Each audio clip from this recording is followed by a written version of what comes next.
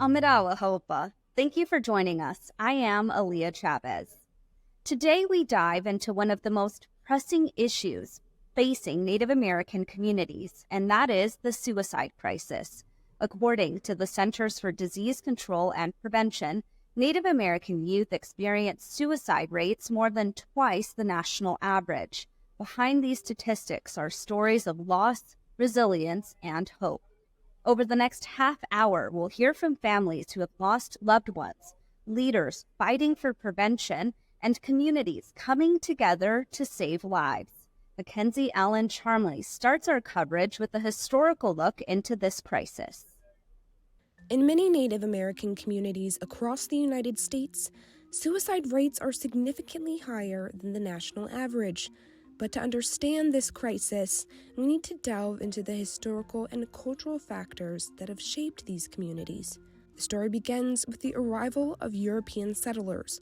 Colonization brought violence, displacement, and the erasure of native cultures. Policies like forced relocation, such as the Trail of Tears, and the establishment of Indian boarding schools aimed to assimilate native peoples.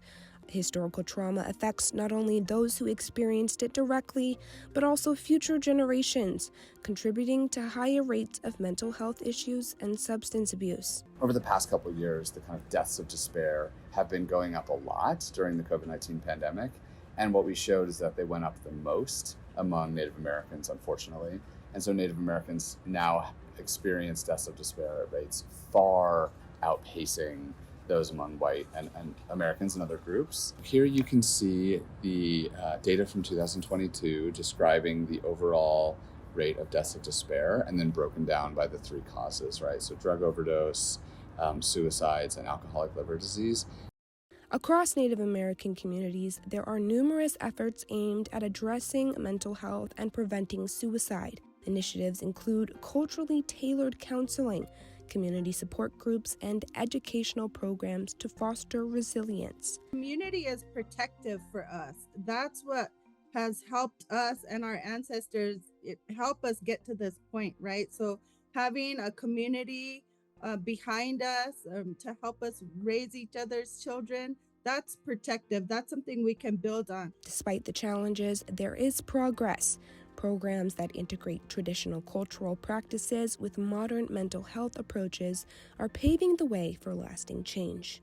We need to consult the people that we're trying to help in this process because they might have that tidbit of information or an idea that we might have overlooked. So it's always great to I say everyone's a scientist. Our Indigenous communities were so smart, and so drawing upon each other's knowledge and our ancestral gifts, even through prayer and ceremony and spirituality. While the journey to address suicide in Native American communities is ongoing, with continued support and understanding, there is hope for a brighter future. Suicide can be prevented, not all the time. But the more we put into it, the more we learn about it, the more we develop resources, and not just financial resources, but social, emotional, and cultural resources, the better chance we're going to have to save lives. For ICT News, Mackenzie Allen Charmley. The suicide crisis in Native American communities is a complex issue rooted in historical trauma, cultural disconnection, and lack of resources. But there's also a modern factor that can't be ignored, and that is the impact of social media. In June, Dr. Vivek Murthy, the U.S. Surgeon General, made a first-of-its-kind recommendation asking Congress to require social media companies to issue warning labels on their platforms. It's an idea similar to warnings on cigarette boxes. It's just one of many actions being taken around the country to curb the addictive effects of social media. We go now to a story of how some tribes are aiming to tackle the same issue, but through another method. With the swipe of a finger, you can find the latest viral trend on Facebook, view current news on Instagram, or learn a new hobby on YouTube. A blessing and a curse as experts learn the costs of having this kind of technology at our fingertips. Tribal youth are particularly vulnerable to this sort of activity. In what's believed to be a first-of-its-kind move, 5 tribal nations are suing social media companies, alleging their platforms contribute to disproportionately high rates of suicide for Native American teenagers. The Turtle Mountain Band of Chippewa, the Spirit Lake Nation, the Menominee Indian Tribe of Wisconsin, the Sisseton Wahpeton Oyate, and the Fond du Lac Band of Lake Superior, Chippewa filed landmark lawsuits this spring against the parent companies of social media giants Facebook, Instagram, Snapchat, TikTok, YouTube, and Google. Data from the Center for Native American Youth estimates that teen suicide for tribal youth are 3.5 times higher than the national average in the U.S. For female Indigenous teens, the number is even more concerning, with the suicide rate being over 5 times greater than white female teens, according to the CDC. Former U.S. Attorney for the District of North Dakota, Tim Purdon, is the lead counsel on the case for the law firm Robbins Kaplan. He tells ICT another public health issue actually helped spur progress. And that is the opioids litigation that's been brought. I think in the end, there were well over 250 tribes that sued the opioid manufacturers and distributors. In 2022, Robbins Kaplan represented 28 tribes in an opioids case that received a $589 million settlement. In another encouraging boost for the tribes, over 40 state attorneys general filed lawsuits last fall, alleging social media companies keep young users in their apps for longer, keeping them scrolling and checking their pages. When we saw that, we recognized that, as in the opioid litigation, tribes here are sovereign, just like state attorneys general. They absolutely have the right, the power, the sovereignty to file their own cases. Enough is enough. Endless scrolling is rewiring our teenagers' brains, Gina Kakuk, chairwoman of the Menominee Indian Tribe of Wisconsin, told ICT in a statement. According to a University of Colorado survey, over 65% of American Indian and Alaska Native youth ages 15 to 24 were on social media for 3 to 7 hours a day. What do tribal leaders want? What would justice look like? So we seek abatement dollars. In the opioid cases, settlements have produced monies that started flowing to tribes last year. Many tribes are using them to enhance their drug addiction treatment facilities and capability on reservation. I would assume that if we are successful and we do recover abatement dollars, that our tribal clients would use those dollars to increase the access to mental health, suicide prevention, treatment, and resources on the reservation. ICT reached out to the defendants in this case and did not hear back. Google responded to the Associated Press in an April article saying the allegations in these complaints are simply not true. And really what I see here with this litigation, both in opioids, the opioid cases, and here with the social media cases, is you have a new generation of tribal leaders who certainly want to hold the United States responsible for its trust obligations to the tribes, but they also realize that they can use their sovereignty in new and powerful ways, like these lawsuits. For ICT, I'm Aaliyah Chavez. The fight against the impact of social media companies on Native American youth is just one part of a much bigger battle. Behind every statistic, there are families who have been devastated by the loss of a loved one. Next, we hear from a mother and daughter, both from the Bishop Paiute tribe in California, who have turned their pain into a mission to raise awareness. Carlos Gonzalez was a Bishop Paiute tribal member. He was 23 years old, and he was my son. Carlos was an older brother to his younger 3 siblings, and he had one older sister. He was very kind, caring, and respectful.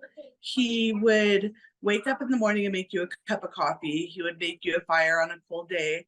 He would give to others, even if he didn't have much for himself. My brother Carlos was a very not outgoing. He was kind of shy, but when you met him, he was very outgoing. And he was just kind of like, I wouldn't say a nerd, but kind of this day and age, a lot of people saying a yapper. My brother loved to yap. He liked to make jokes. He liked to tell us all the fun facts and really go into detail about every individual topic. He just had this type of personality that if you were having a conversation with him, you'd be like, what the heck is this guy talking about? But laughing at the same time. You give birth to your child and you're proud of every achievement that they do. And to lose them is probably one of the worst painful things. He's not here anymore. I lost my mom, I lost my dad, I lost my sister, but losing my son, I don't think that'll ever go away. I had trained previously in suicide post-prevention, and also different various suicide prevention programming. I had the training in place.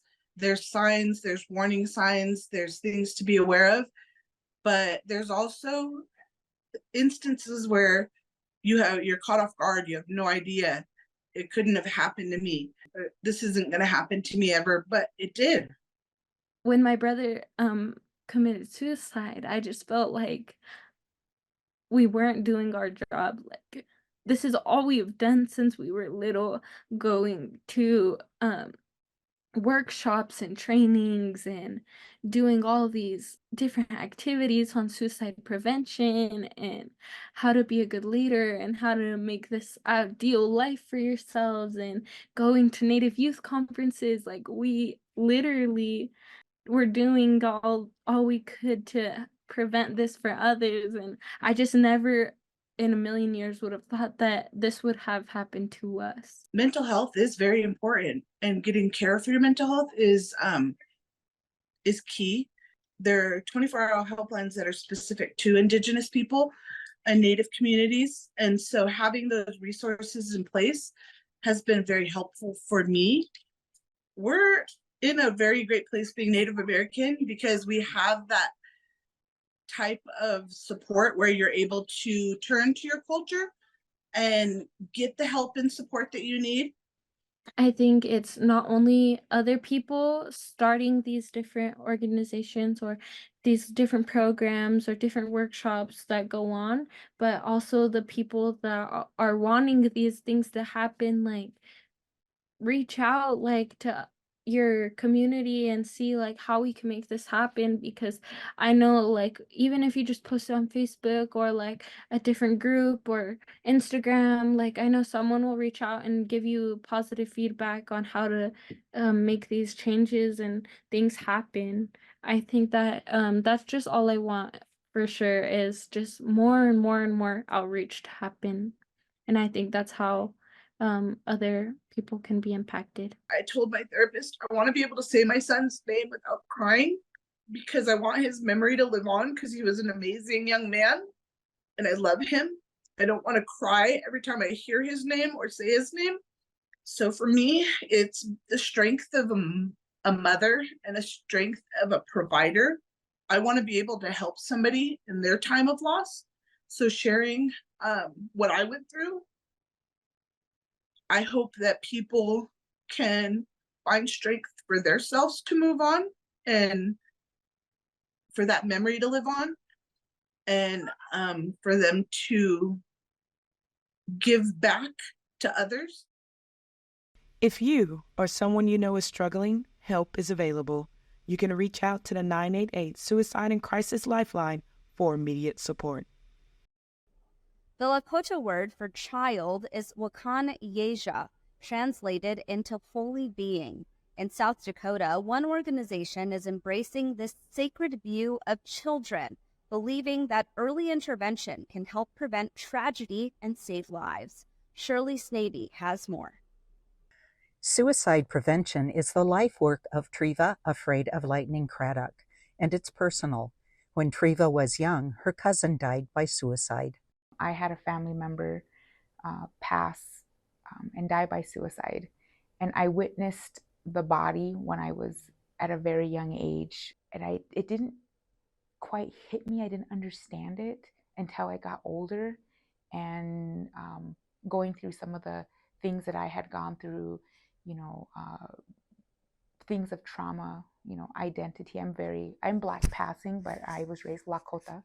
So there was always an identity struggle there in my teens. And then as I got older, things that happen in life, and me struggling with who am I? Where do I come from? Even though I was raised by my grandmother and had a very strong upbringing, those things still affect youth. And I struggled with my own suicidal ideations and attempted twice. And thank God I was able to transition out of that. And I had wraparound services and assistance and help to help me get through the struggle. Friends of the Children Chaisapa believes that the best time to help youth with the struggle is early. And they walk alongside them, providing them that cultural identity development in our Lakota way of life, while also promoting school success, pro-social development, improved health, you know, all of these things to help our children thrive. Male mentors that they're mentoring are toshkas, our nephews, and our female mentors mentoring our tonjas, our nieces. They're looked at as like she or tui, and that's uncle or aunt to these youth. And so we're an extension of their family. Our mission and goal is to mentor youth ages 4 to 6, 12 years no matter what, one-on-one, and using our cultural way of knowing. I often worked with youth that would have an ideation of, well, maybe if I wasn't here, it wouldn't be so hard for my mom or my grandma. And I've heard youth 7, 8 years old, and they take on that responsibility because they see the struggle in the family. So ideations can come in many different forms due to many different experiences. And it is a trick of a thought of the mind. And then it keeps going and going and going and going and going, building into a plan of how you're going to take your own life. I know some people say it's taboo to ask someone if they have thoughts of suicide or if they're going to kill themselves, but it could save that person. And oftentimes the person wants to be asked. I'm huge on getting the teaching and the training for suicide awareness. And I want our people to know it's okay to ask someone that they love and care about. Don't be afraid to ask, and learn the signs. Withdrawal, complete withdrawal, all of a sudden just dropping off the face of the earth. Social media posts of, I just can't take it anymore. I don't want to be here anymore. Someone who is all of a sudden giving away their prized possessions, but like collectibles, things that they hold dear to their heart. Things like that would be signs of someone who may be having a plan in place. For ICT from the homelands of the Lakota Oyate, I'm Shirley Snavy. For generations, Indigenous communities have witnessed rates of suicide much higher than other groups. Why is this? And what can we do to end this devastation? Joining me is Anitra Warrior. She owns Morning Star Counseling. It's a Nebraska-based clinic that specializes in anxiety, depression, ADHD, and trauma for relatives of all ages. Courtney Yarholer is the CEO of Evergreen Training and Development in Oklahoma. He works with Indigenous communities to create culturally relevant, meaningful, and healthy narratives. Welcome, and I'm so glad that you could join me in this important and much-needed conversation. Anitra, let me start with you. In my work across Turtle Island, I know all Native people are affected by suicide in one way or another, if it's a relative or someone in the community. Can you talk about the history of this crisis in tribal communities? Yeah, it's really been an evolution over time. And as we think about the historical trauma and some of the challenges that we experience, even as we look at the social determinants of health, all of these have been contributing factors. And unfortunately, over the past couple of decades, we've continued to see an increase in the rates of suicide across ages. That is creating a significant challenge as we're seeing these higher rates of trauma, problematic relationships, things that have been internalized across generations, all have had an impact on the well-being of our relatives. Courtney, coming out of the pandemic, we've seen the toll that it's taken on our communities. In fact, the CDC reports that loneliness is tied to serious health conditions. How do you see this impact families and communities? As Indigenous people, Native people, ingrained within who we are and our being is we're very relational people. And so that's a part of who we are. And we need that relationship. We need those healthy, strong relationships to be able to support one another. And it also feeds our own health as well. And that experience, that collective trauma that we all went through in isolating, not being able to attend a ceremony or tend to our loved ones when they needed it, or all of these different traumatic, or take care of our loved ones when they passed on. It it really has impacted and affected a lot of our families. I love how Courtney talked about the relational aspect of who we are as Native people. The other piece that we're having to contend with, even prior to the pandemic, is the impact of social media and this false sense of connection that it provides, the way that it's impacting our brain to have this connection through likes or this connection through comments that are happening. That's really taking a toll on our younger generations, and it's kind of seeping in there with some of our older generations as well. But I think when you combine the challenges of social media with the pandemic, that's really hard hitting for our communities and for our young ones, even just in terms of how it's kind of distorting reality for us. And one of the communities that is really impacted by social media and bullying, I'd say, is the Two-Spirit community, or the LGBTQ individuals. And we're seeing that they're at higher risk in suicides. Anitra, what are the issues that are facing that particular community? Earlier we talked about identity, and this also goes into that sense of belonging.